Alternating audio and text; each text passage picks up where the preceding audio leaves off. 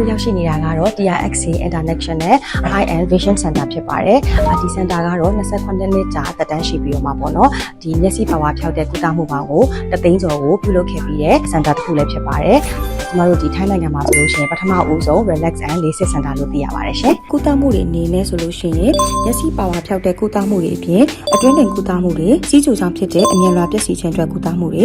အနီးမုံအဝေးမုံခြင်းအတွက်ကိုမျက်လုံးတွင်းမှန်ဘလူးထဲတဲ့ကုသမှုတွေကိုလည်းကုသနိုင်မှာဖြစ်ပါတယ်ရှင်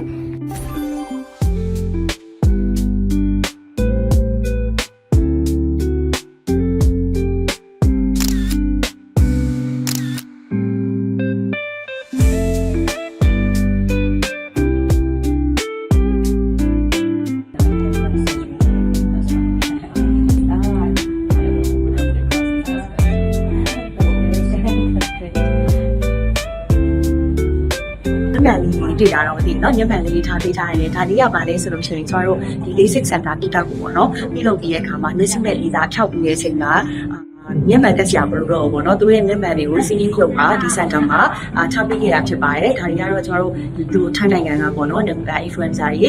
blogger တွေတခြားတွေကြီးဒီရဲ့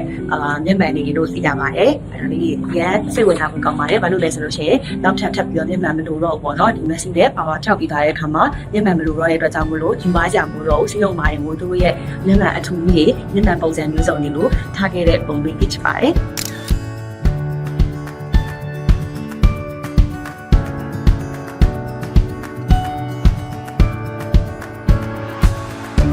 center မှာထူးခြားစကားပေါ့။ခြား center တွေနဲ့မတူတာကြတော့ဒီမှာက Smile Pro ဆိုတဲ့ဒီ6 minute တာတစ်ခုပါထပ်ပြီးတော့ရှိပါတယ်။ဒီဖြစ်တဲ့အားသာစကားတော့ကျွန်တော်အရင်တော့က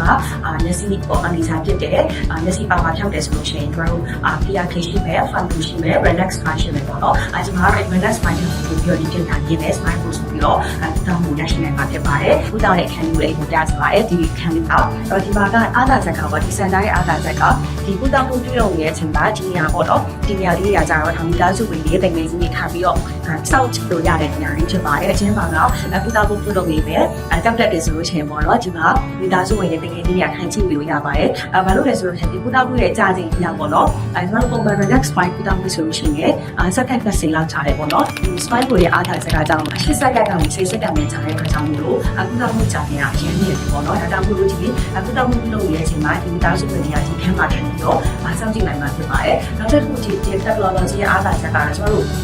relax mind solution ပေါ့နော်တော့ဒီအောက်ပုံစံရဲ့ခုကရရတော့ကြောင့်ဘယ်လိုလဲဟိုပေါ့ဒီအုတ်တာပေါ့နော်ကြောက်တဲ့ဒီနာရီဆိုလို့ရှိရင်လည်းဒီမှာကဒီရဲ့ technology ရတာကြတော့အပွင့်နေဆိုင်လို့တွားတဲ့အတွက်ကြောင့်မလို့ကြောက်စရာလည်းမလိုပေါ့နော်နောက်ပြီးတော့ဒီအပေါ်မှာ TV လေးတွေ့အောင်ပြီးနော် TV လေး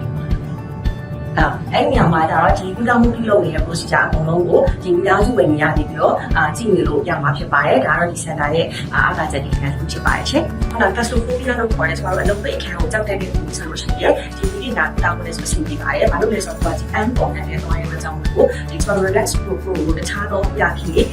from တို့မှာတွေ့ရတဲ့ပေါ့နော်ကျွန်တော်ပေါ်ကနေပုံနေတဲ့ procedure ပုံစံမျိုးနဲ့သွားတာတဲ့အကြောင်းကိုအလုပ်ပိတ်အခန်းကြောက်တဲ့ claustrophobia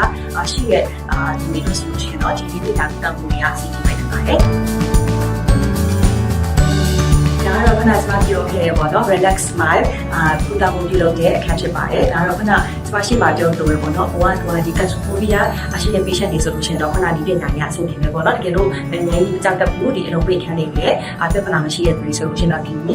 သမှုလည်းအဆင်ပြေပါတယ်ဒီကုသမှုတစ်ခုတော့ဆိုလို့ရှိရင်ကုသမှုကြာချိန်ကတော့ relax smile ကတော့စက္ကန့်20ဝန်းကျင်ပဲကြာနေမှာဖြစ်ပါတယ်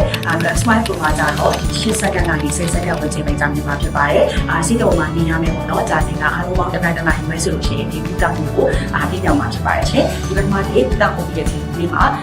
သလို့ရှိရင်ဒီကြားနေရလို့ရှိရင်တော့ဆရာဝန်တဲ့တစ်ခေါက်ပေါ့နော်ဒီကုသမှု improvement တွေကိုပြသရမှာပဲအဲ့တော့အများကြီးချက်ပေးကြမလို့လေမျက်စိပါဝါဖြောက်ဖို့ရတဲ့ကုသမှုတွေဖြစ်ပါတယ်ရှင်ဒီနေရာလေးကတော့မျက်စိပါဝါဖြောက်ပြီးရဲ့သူတွေအနေနဲ့ပေါ့နော်မျက်မှန်ကိုလာပြီးတော့ charity အနေနဲ့လှူဒန်းလို့ရတဲ့နေရာလေးဖြစ်ပါတယ်